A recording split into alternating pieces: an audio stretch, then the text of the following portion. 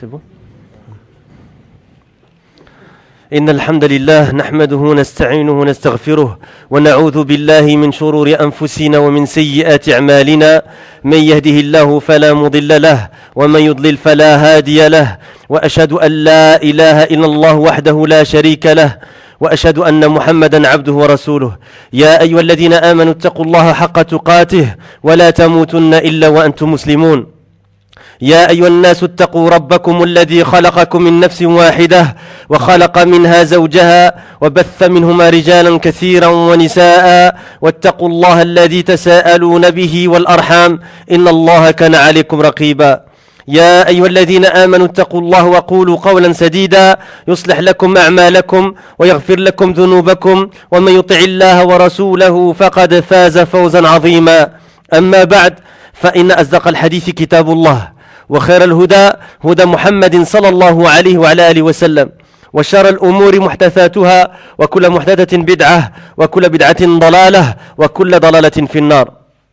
أما بعد, on va déjà traduire cette khutbat al-hajj que le prophète sallallahu alayhi wa sallam faisait dans la plupart de ses sermons, où il disait alayhi salatu wa sallam, toute la louange à Allah, nous le louons et demandons son aide et nous cherchons refuge en lui contre nos propres maux et contre nos mauvaises actions. Celui qu'Allah guide, personne ne peut l'égarer. Et celui qu'Allah égare, personne ne peut le guider. J'atteste qu'il n'y a de divinité adorée avec vérité qu'Allah, lui seul, et c'est ça la traduction correcte de la ilaha illallah. Il n'a aucun associé, et j'atteste que Muhammad sallallahu alayhi wa sallam est son serviteur et son messager. La traduction du sens de la parole d'Allah dit: ô les croyants, craignez Allah comme il doit être craint, et ne mourrez qu'en pleine soumission. Surat Ali Imran, verset 102. La traduction du sens de la parole d'Allah dit: ô hommes, avec un grand H, craignez votre Seigneur qui vous a créé d'un seul être et a créé de celui-ci son épouse et qui de ces deux-là a fait répandre sur la terre beaucoup d'hommes et de femmes. Craignez Allah au nom duquel vous vous implorez les uns les autres et craignez Allah de rompre les liens du sang. Certes, Allah vous observe parfaitement. Surat An-Nisa, verset 1. La traduction du sens de la parole d'Allah dit: ô vous qui croyez, craignez Allah et parlez avec droiture, afin qu'il améliore vos actions et vous pardonne vos péchés. Quiconque obéit à Allah et à son messager obtient certes une grande réussite. Surat Al-Ahzab, versets 71-72. Ensuite, la meilleure parole est la parole d'Allah subhanahu wa ta'ala, et la meilleure guidance est la guidance de Muhammad sallallahu alayhi wa sallam. Les pires choses sont celles qui sont inventées dans la religion. Et toutes les choses inventées dans la religion sont des innovations, ce qu'on appelle bid'a en arabe. Et toutes les innovations sont des égarements, et tous les égarements sont en enfer. Ceci étant dit, comme salam. Et donc c'est un deuxième cours, un deuxième rappel, pour moi-même d'abord et pour mes frères et sœurs en Allah subhanahu wa ta'ala. Et c'est un rappel de Cheikh Abdelrazak al-Badr, qui est un enseignant à l'université de Médine, et aussi à la mosquée du prophète, alayhi salatu wa sallam, le Masjid Nabawi. Et il dit: قول الله جل وعلا في سورة طه فإما يأتينكم مني هدى فمن تبع هدايا فلا يضل ولا يشقى ومن أعرض عن ذكري فإن له معيشة ضنكا ونحشره يوم القيامة أعمى قال رب لم حشرتني أعمى وقد كنت بصيرا. هذه الآيات المباركات في هذه السورة العظيمة سورة طه فيها بيان أن القرآن الكريم كتاب السعادة. Et c'est ça le titre, هذا هو عنوان المحاضرة أو الموعظة. فمن أرادها لنفسه فعليه بموردها العذب ومعينها المبارك ومنبعها الذي لا ينضب كتاب الله عز وجل. كما أن هذا المعنى قرر في هذا الموضع من سورة طه فإن السورة صدرت به حيث بدأ الله عز وجل هذه السورة الكريمة بقوله طه ما أنزلنا عليك القرآن لتشقى، أي إنما أنزلناه عليك لتسعد، فهو كتاب سعادة، فمن كان من أهل القرآن فهو من أهل السعادة ومن أعرض عن القرآن كان من أهل الشقاء والعياذ بالله. Le cheikh commence avec un verset du Coran dont la traduction du sens est: puis si jamais un guide vous vient de ma part, quiconque suit mon guide ne s'égarera ni ne sera malheureux, et quiconque se détourne de mon rappel mènera certes une vie pleine de gêne, et le jour de la résurrection nous l'amènerons aveugle au rassemblement. Il dira: ô mon Seigneur, pourquoi m'as-tu amené aveugle alors qu'auparavant je voyais? Et c'est la traduction du sens des versets Surat Taha, versets 123 à 125. Le cheikh il continue en disant, il y a dans ces versets bénis de cette sublime sourate, quelle sourate, sourate Taha, la mise en évidence que le noble Coran est le livre du bonheur. Et c'est le titre du cours, le Coran est la source du bonheur. Le Coran est le livre du bonheur. Celui donc qui le bonheur, qui veut le bonheur, celui qui le veut se doit de le prendre de sa source délicieuse et bénie, qui ne se tarit pas, le livre d'Allah, le Très-Haut. Comme ce sens a été établi à cet endroit de Surat Taha, de même cette sourate débute par cela. Car Allah le Très-Haut a commencé cette noble sourate par sa parole, dont la traduction du sens est Taha, nous n'avons point fait descendre sur toi le Coran pour que tu sois malheureux. Et on va voir que ça c'est une réfutation de certaines personnes qui ont dit quelque chose sur le prophète alayhi salatu wassalam. Et ça c'est les premiers versets, donc versets 1 et 2 de Surat Taha. Et le cheikh il explique ces versets en disant, nous l'avons fait descendre sur toi que pour que tu sois heureux. C'est donc le livre du bonheur. Celui qui fait partie des gens du Coran fait partie des gens du bonheur. Et celui qui se détourne du Coran fait partie des gens du malheur. Wal'iyadu billah. Puis le cheikh il continue en disant, وقد ذكر في بعض كتب التفسير أن المشركين قالوا إن هذا القرآن أنزل على محمد صلى الله عليه وسلم ليشقى به هو وأصحابه ليكون سببا في شقائهم وبؤسهم وتعاستهم فأنزل الله عز وجل قوله طه ما أنزلنا عليك القرآن لتشقى أي إنما أنزلنا عليك هذا الكتاب العظيم والذكر الحكيم لتسعد وقوله فإما يأتينكم مني هدى فمن اتبع هداي فلا يضل ولا يشقى نفي للضلال ونفي للشقاء وفي هذا النفي وهذه قاعدة يحفظوها إن شاء الله وفي هذا النفي إثبات للضد المنفي فنفي الضلال فيه ثبوت الهداية ونفي الشقاء فيه ثبوت السعادة فإما يأتينكم مني هدى فمن تبع هدايا فلا يضل ولا يشقى باتباع هدى الله عز وجل الهداية والسعادة. Il a été rapporté dans certains livres de l'exégèse du Coran, ce qu'on appelle Tafsir al-Coran. On peut en citer quelques-uns, par exemple Ibn Kathir, le tafsir qui est très connu, Tafsir Ibn Kathir, de l'imam Ibn Kathir, rahimahullah ta'ala. Vous avez aussi Tafsir Sa'di, qui est un cheikh contemporain, qui est le cheikh de Cheikh al-Uthaymin, et qui est un tafsir facilité, que je vous recommande vivement, que n'importe quelle personne peut comprendre, parce que c'est un tafsir par le sens directement, et pas par les chaînes de transmission, etc. Abdurrahman ibn Nasr al-Sa'di, rahimahullah, qui est un savant d'Arabie Saoudite qui est mort il n'y a pas si longtemps que ça, rahimahullah ta'ala. Et les ulama le recommandent vivement, surtout pour les débutants. Donc, il a été rapporté dans certains livres d'exégèse que les associateurs ont dit, les mouchrikoun, ils ont dit que ce Coran est descendu sur Mohammed sallallahu alayhi wa sallam pour qu'il soit malheureux. Lui et ses compagnons, radiallahu anhum wa ardahum, afin qu'il soit la raison de leur malheur, de leur adversité et de leur perte. Allah révéla alors les versets dont la traduction du sens est, et c'est quel verset? C'est les deux premiers versets de sourate Taha. Taha, nous n'avons point fait descendre sur toi le Coran pour que tu sois malheureux. Donc c'est donc une réfutation de ce qu'ont prétendu qui? Les associateurs par rapport au messager d'Allah sallallahu alayhi wa sallam et à ses compagnons. C'est-à-dire, nous n'avons fait descendre ce livre sublime, le Coran, et cette révélation précise, que pour que tu sois heureux. Le sens de sa parole, puis si jamais un guide vous vient de ma part, quiconque suit mon guide ne s'égarera ni ne sera malheureux, est une négation. Regarde, ça c'est une règle. Le ulama, il vous donne des règles pour construire votre religion sur des règles. C'est quoi? C'est une négation de l'égarement. Vous suivez ou vous suivez pas? Donnez-moi des signes de vie de temps en temps. Quiconque suit mon guide ne s'égarera ni ne sera malheureux. Il ne s'égarera pas. Donc c'est quoi? C'est une négation de quoi? De l'égarement. Vous suivez ou pas? Si vous dites, si je vais trop vite, vous le dites. Et dans la négation de l'égarement et la négation du malheur, il y a quoi? L'affirmation du contraire. Et c'est quoi l'affirmation du contraire? C'est l'affirmation du bonheur. Alhamdulillah, vous suivez. Il y a dans cette négation l'affirmation du contraire de ce qui est nié. Il y a donc dans la négation de l'égarement l'affirmation de la guidance. Regardez les ulama comment ils comprennent le Coran. Combien de fois on a peut-être lu ce verset? Ça ou là là? Est-ce qu'on l'a compris comme ça? On va pas être prétentieux, on va dire non.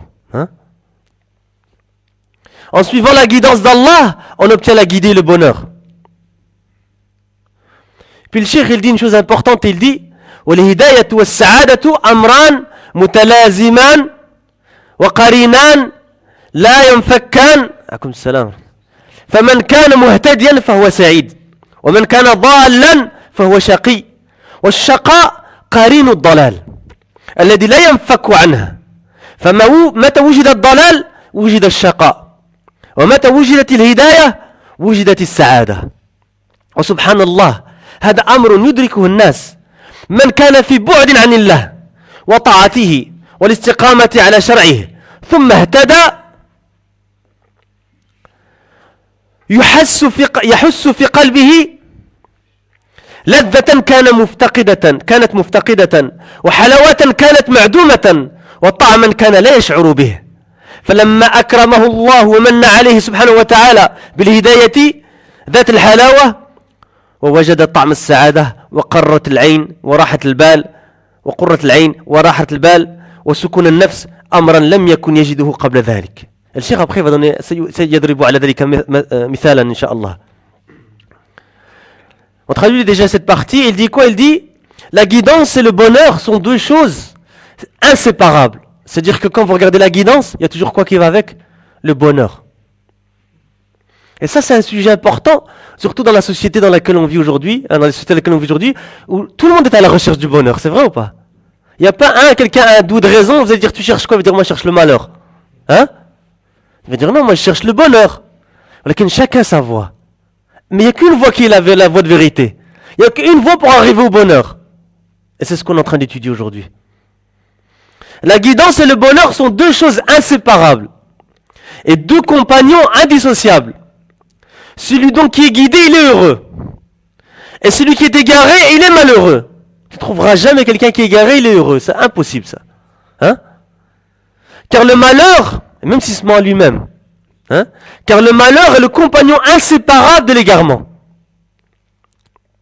Lorsqu'il y a de l'égarement, il y a du malheur. Et lorsqu'il y a de la guidée, il y a du bonheur. Puis Cheikh dit gloire à Allah, subhanallah.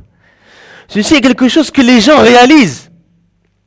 Celui qui était loin d'Allah et de son obéissance, et était loin de se tenir droit sur sa religion, peut-être qu'il y a des frères convertis qui peuvent en parler, et peut-être qu'il y a des frères qui étaient loin de l'istiqama, même s'ils sont des musulmans et qui n'étaient pas pratiquants, etc. Hein? Ils peuvent en parler aussi. C'est quelque chose de vécu. Celui qui était loin d'Allah et de son obéissance, et était loin de se tenir droit sur sa religion, puis ensuite a été guidé, sent dans son cœur un plaisir qui était perdu, et une douceur qui était inexistante, et un goût qu'il ne sentait pas. Et pour les frères qui pratiquent la sunna correctement, hein, pas ceux qui prétendent pratiquer la sunna, les parents ils le disent. Et ils disent, on a trouvé un fils qu'on ne connaissait pas avant. Calme, apaisé, le bon comportement, etc. J'ai dit ceux qui pratiquent correctement la sunna. Hein? Parce qu'il arrive que des parents se plaignent des gens qui se revendiquent de la sunna et qui se comportent mal avec leurs parents. Li'adou billah. Celui qui était loin d'Allah et de son obéissance et était loin de se tenir droit sur sa religion, puis ensuite a été guidé, il sent dans son cœur un plaisir qui était perdu, et une douceur qui était inexistante, et un goût qu'il ne sentait pas.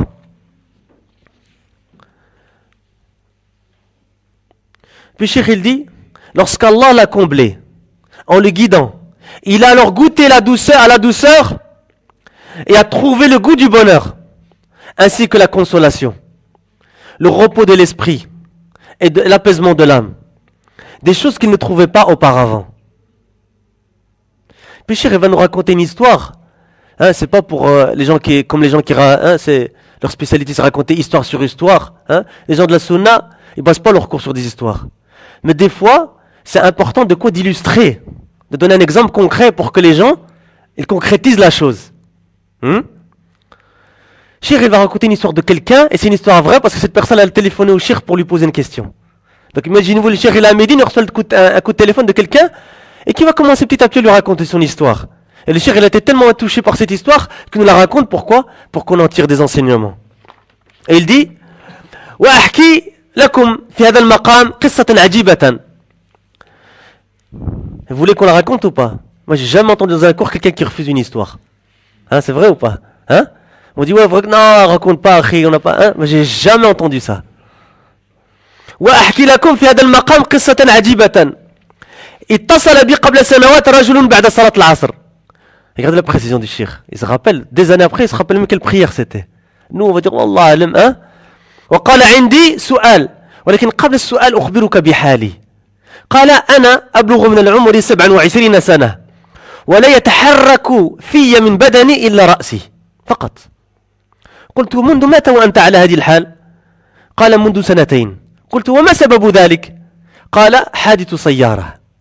قلت له, يعني c'est le cheikh qui parle, أنت في أي مكان? Regardez الأخلاق du cheikh. C'est qu'est-ce qu'il va faire le cheikh, vous croyez, hein? Il dit قال في المكان الفلاني. قلت أرغب في زيارتك وزرته في اليوم نفسه. وأخذ يتحدث لي عن قصتي حديثا مطولا جلست معه 1.5 ساعة. ولعل نحن أخي من الإخوة حتى من الأقارب يتصلوا بنا, أنا مريض, الله يشفيك, ها. Je rappelle un hadith qui est sahih et qui est très fort.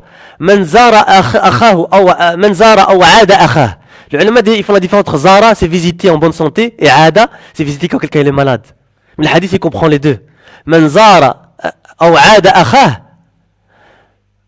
قال الله له طبت وطاب ممشاك وتبوأت منزلا في الجنة. Celui qui visite son frère, qui sont en bonne santé ou malade. Hein, et le hadith, c'est pour les sœurs aussi, si elles visitent les sœurs. Hein, que quoi que Allah lui dit, tu es bon, et ta démarche est bonne, et tes pas sont bons, et tu as une résidence au paradis. Un acte facile à faire. T'as quelques minutes, etc. Tu passes, tu vas voir ton frère, en Allah Azza wa Jal. C'est un fil Azza wa Jal. Tu vas pas pour tijara ou pour ceci, pour cela, juste parce que tu n'es pas Allah subhanahu wa ta'ala, tu es zoro. Hein? Ça, c'est des sunnas qui font revivre et qui créent des liens sociaux. Et surtout quand quelqu'un il est malade. Hein? Si vous êtes dans une mosquée ici, une Masjid Salam par exemple, vous voyez quelqu'un, vous le voyez, il est muadib ala salah, vous voyez ça, il est ici, et vous le voyez pas après. Le minimum c'est de quoi? Est-ce qu'il est en voyage? Demandez, est-ce qu'il est malade, etc. S'il est malade, alors on va le voir. Hein? Et il dit, وأخذ يتحدث لي عن قصة حديثا مطولا جلست معه 1.5 ساعة. وفي غالب ذلك الوقت كنت مستمعا ومستفيدا. C'est le cheikh qui استفد de la personne et pas le contraire. لأن حياته فيها عبرة. قال لي كلمة وهي موضع الشاهد من القصة ولا أطيل بتفاصيلها. قال لي والله إنني أحس بسعادة مشيت على قدمي كثيرا أبحث عنها لم أجدها.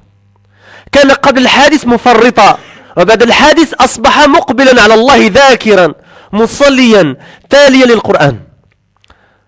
أحضر له أحد الأفاضل جهاز كمبيوتر يشتغل بالصوت لأن يده لا تتحرك. وجرب أمامي يخاطب الجهاز فتنفتح الصورة التي يريد. يخاطب الجهاز فتنفتح الآية التي يريد ويخاطب الجهاز فينفتح التفسير الذي يريد. وأمامه القرآن ويقرأ ويحفظ ويقرأ التفسير ولا يحتاج إلى تقليب الصفحات باليد أو ينادي أحدا يقلب له المصحف. الآية التي يريدها يطلبه مباشرة ويريد تفسيرها أيضا يطلبه مباشرة. يقول وهذا الشاهد والله إنني أجد سعادة مشيت على قدمي كثيرا أبحث عنها لم أجدها. Et Cheikh dit, je vous raconte en cette occasion une histoire étonnante. C'est une histoire qui lui arrive à lui-même, le Cheikh Abdel Razak al-Badr, hafidahullah. Un homme m'a contacté il y a des années après la prière de l'Asr. Et il m'a dit, j'ai une question. Parce que le Cheikh répond, il fait la fatwa au téléphone. Hein? Il dit, j'ai une question, mais avant de poser la question, je t'informe de ma situation. Il dit, j'ai atteint l'âge de 27 ans. C'est jeune. Et je ne peux bouger de mon corps que ma tête. C'est-à-dire qu'il est paralysé. Je dis, c'est-à-dire le cheikh, depuis quand es-tu dans cette situation? Il répondit, depuis 2 ans.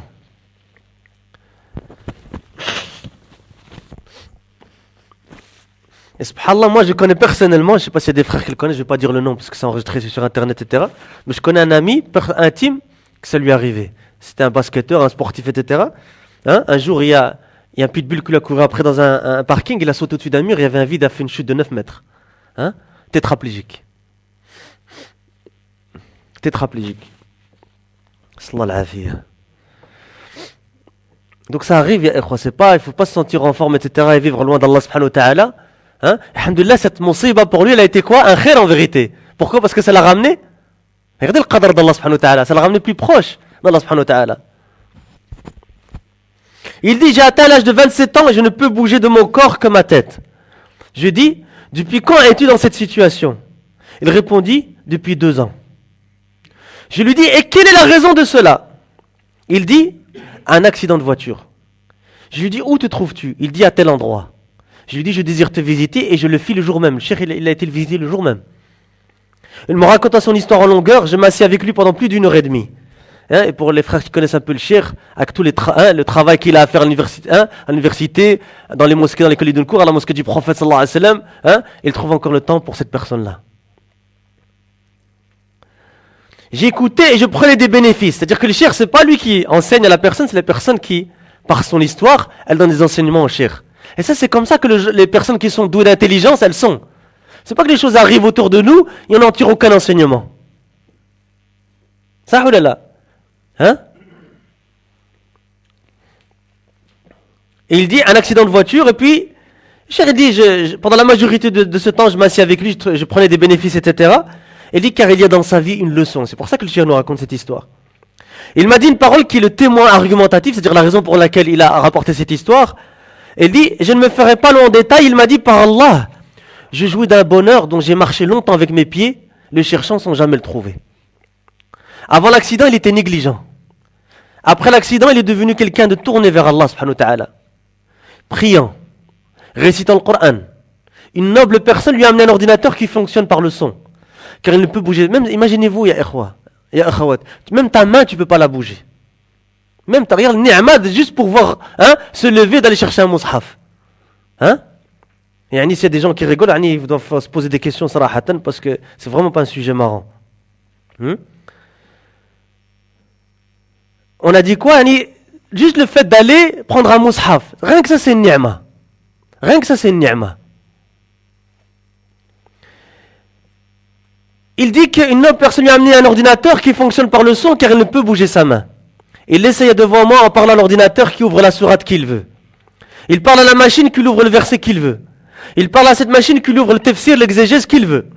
Devant lui se trouve le Coran qu'il lit, il mémorise, il lit l'exégèse, le tafsir, comme ça il comprend, il peut mettre en application, sans avoir le besoin de tourner les pages de sa main ou de devoir appeler quelqu'un pour lui tourner les pages du mushaf. Alors que nous, ça tient, voilà. Tu te lèves, tu prends un mushaf, tu étudies. Et tu peux mémoriser le Coran. Tu te lèves, tu peux aller chercher un tafsir. Tu n'as besoin de personne. Il demande directement le verset qu'il veut, et s'il veut son exégèse, il la demande directement aussi. Et il dit, par Allah, j'ai trouvé un bonheur dont j'ai marché longtemps avec mes pieds, le cherchant sans jamais le trouver. Alors maintenant, on a raconté cette histoire que chacun, encore une fois, il se pose la question à lui-même. Où est-ce que moi j'en suis par rapport au Coran? Où est-ce que j'en suis par rapport à ma mémorisation du Coran? Est-ce que peut-être ça fait 10 ans que je pratique, 15 ans, 20 ans que je pratique? Est-ce que je connais Juz Amma ou je connais plus ou je connais moins? Où est-ce que j'en suis par rapport au Coran? Où est-ce que j'en suis par rapport à sa compréhension? Où est-ce que j'en suis par rapport à sa lecture? Où est-ce que j'en suis par rapport à sa mise en application? Et on demande à Allah subhanahu wa ta'ala qu'il fasse que nous soyons tous parmi les gens du Coran. Qui sont Ahlullah wa khassatuh.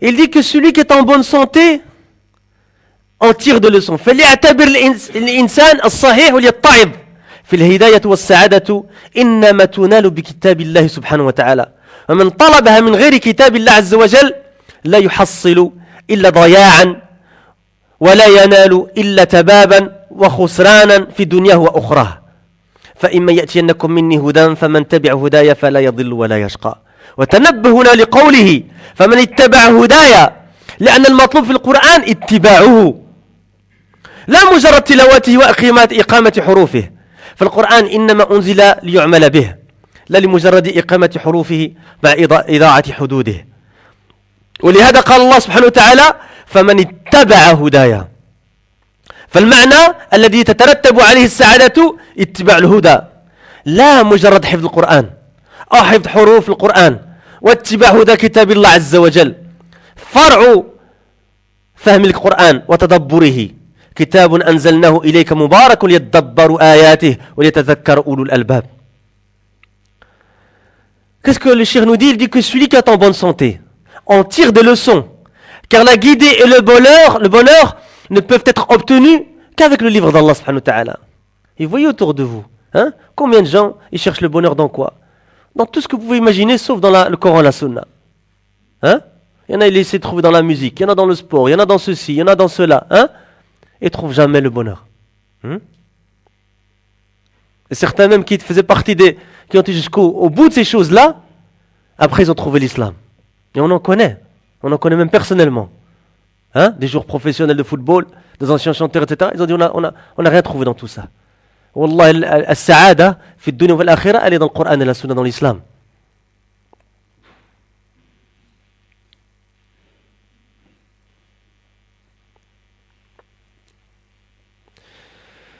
Et celui qui la cherche dans autre chose que le livre d'Allah n'obtiendra que la perte et la ruine et la perdition dans ce bas monde et dans l'au-delà.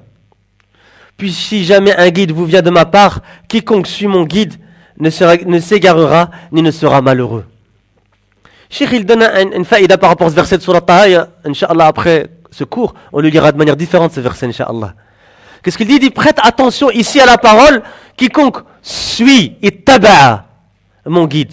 Car ce qui est demandé au sujet du Coran, c'est de le suivre.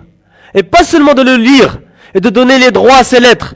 Car le Coran n'a été révélé que pour qu'il soit mis en pratique. Non pas juste pour donner les droits à ses lettres, de les lire comme il faut, mais tout en perdant ses limites.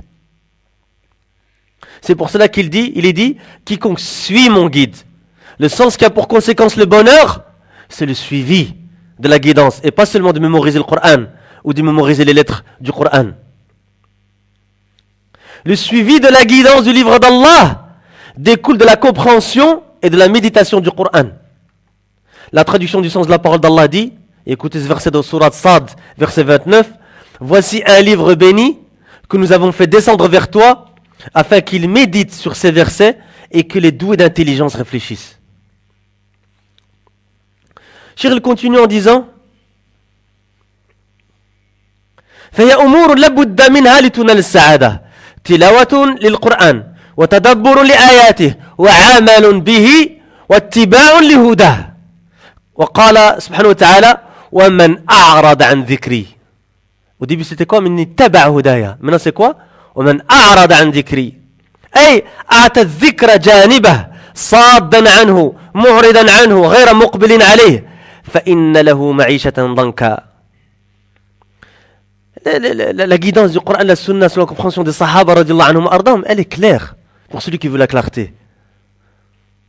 يعني في الدنيا هنا يعيش عيشة الضنك ونحشره يوم القيامة أعمى والعياذ بالله.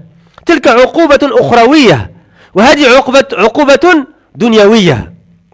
يعيش عيشة ضنكا أي في غم وفي هم وفي ضيقة صدر وفي نكد عيشة الضنك. ولهذا لما تشتد عيشة الضنك على أقوام بسبب شدة الإعراض عن دين الله تبارك وتعالى ماذا يفعلون؟ يلجأ بعضهم في إزالتهم عن قلبه بطاعة المخدرات وما أكثرهم هنا في هذه البلاد. صلى الله عز وجل يهدي شبابنا. وشرب الخمور. Et ça c'est quelque chose qui est très répandu dans la communauté maghrébine maintenant, qui n'existait pas quand on était plus jeunes. L'alcool, de boire l'alcool. C'est devenu très répandu chez les jeunes ça. والعياذ بالله. والزيادة في فعل الآثام والشهوات المحرمة يظن أنها تكسبه لذة وهي تمكن ليعيش الضنك في نفسه. وبعضهم والعياذ بالله يلجأ إلى الانتحار فيقتل نفسه ويزهق روحه من شدة ما يجد بصورة شنيعة وبشعة للغاية يريد أن يتخلص من النكد الذي يعيشه. Ça c'est des réalités, il ne faut pas se les cacher. Cheikh il dit, ce sont donc des choses obligatoires afin d'obtenir le bonheur. C'est quoi les choses obligatoires? On pourrait poser la question, mais on va avancer. Hein?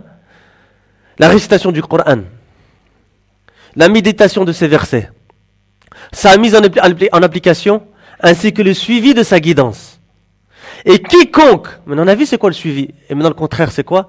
Et quiconque se détourne de mon rappel, c'est-à-dire qui a mis le rappel de côté, l'abandonne, s'en détourne et ne se tourne pas vers lui. Et attention, je m'adresse maintenant d'un autre discours vis-à-vis des gens qui, alhamdoulilah, ils s'estiment guidés, qu'Allah les a guidés vers la sunna ou lillahi alhamd. Attention de tomber dans un autre piège de shaitan, de dire ah alhamdoulilah c'est bon. Hein? Attention. Attention. Eh bien, c'est quoi la récompense pour celui-là? Wal'adhu billah. Il mènera certes une vie pleine de gêne. C'est-à-dire qu'il vit dans ce bas monde une vie pleine de gêne. Et vous connaissez peut-être des gens autour de vous. Hein? Dépression. Comment on a des cas de dépression? Hein? Problèmes psychologiques. Toujours malheureux, triste, etc. Pourquoi? La réponse, elle est là. Il cherche le bonheur, hein? Là où il n'est pas. Et le Meshir, il donne un exemple, il dit, c'est comme si chez lui, qu'il y a une chandelle, il met la lumière pour chercher à quelque chose, un endroit, alors qu'elle est dans l'obscurité de l'autre côté. Hein? C'est-à-dire, il donne cette image-là pour dire quoi? Qu'il cherche là où il ne faut pas chercher. Mais en vérité, la lumière, elle est dans le Coran et la Sunna, c'est la compréhension des Sahaba, radiyallahu anhum, ardahum.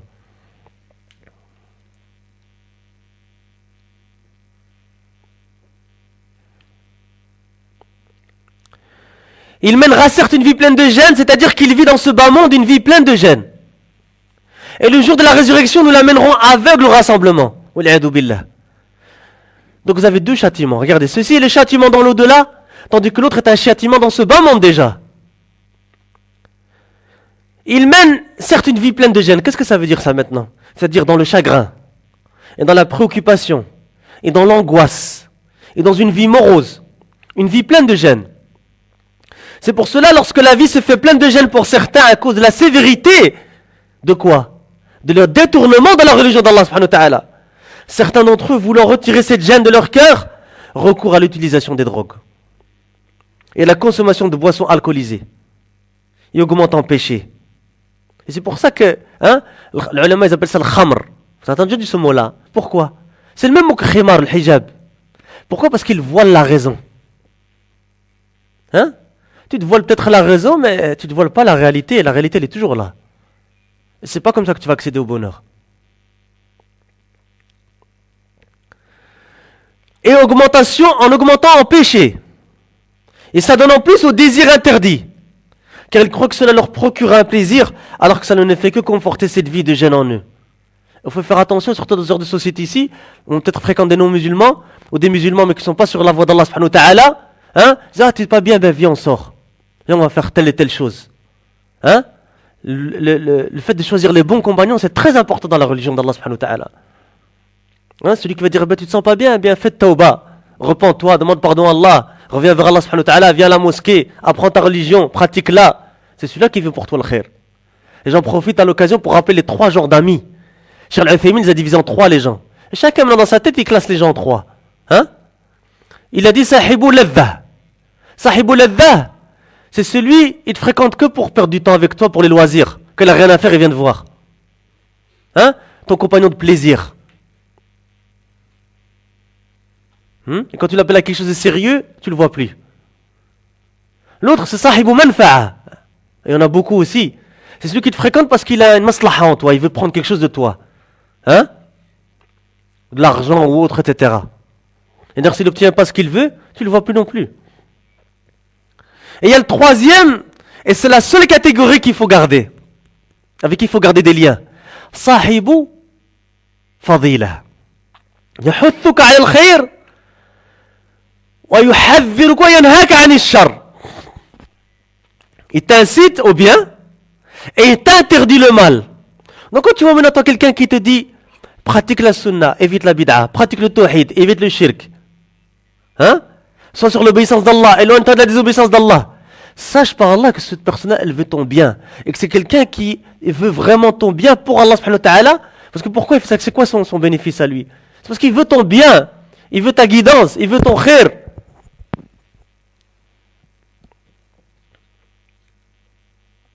Cheikh, il va encore plus loin et il dit, certains recourent même au suicide. Et se tuent, billah. Ils provoquent leur propre mort. à cause de la sévérité de ce qu'ils endurent, de manière affreuse et extrêmement répugnante, car ils veulent en finir avec la morosité qu'ils vivent. Puis Cheikh il dit فعلى المسلم أن يحمد الله حمدا كثيرا طيبا أن هداه الله سبحانه وتعالى للقرآن وأن من عليه بمعرفة كتاب السعادة وبابها المبارك لينهل من هذا المعين العذب المورد المبارك ليسعد في دنياه وأخراه. Cheikh il dit le musulman se doit donc de louer Allah énormément, de lui faire les louanges. Et d'une bonne manière parce qu'il l'a guidé vers le Coran. Si tu es guidé, ya akhi fillah, c'est pas par toi, c'est parce qu'Allah il a bien voulu que tu sois guidé. وما كنا لنهتدي لولا أن هدانا الله. Et nous ne serions pas guidés si Allah ne nous avait pas guidés. Alhamdulillah, الذي هداني لهذا. Louange et remerciement à Allah subhanahu wa ta'ala qui nous a guidés vers cela. Et si ce n'était pas la guidance d'Allah, nous ne serions pas guidés. Et il a comblé de la connaissance du livre du bonheur et de sa porte bénie, qu'il puise de cette source douce et bénie afin d'être heureux dans ce bas monde et dans l'au-delà. Puis Cheikh il fait une belle dua. Et ce Cheikh il a d'ailleurs écrit 2 gros volumes comme ça dans Fiqh Dua wal Adhkar.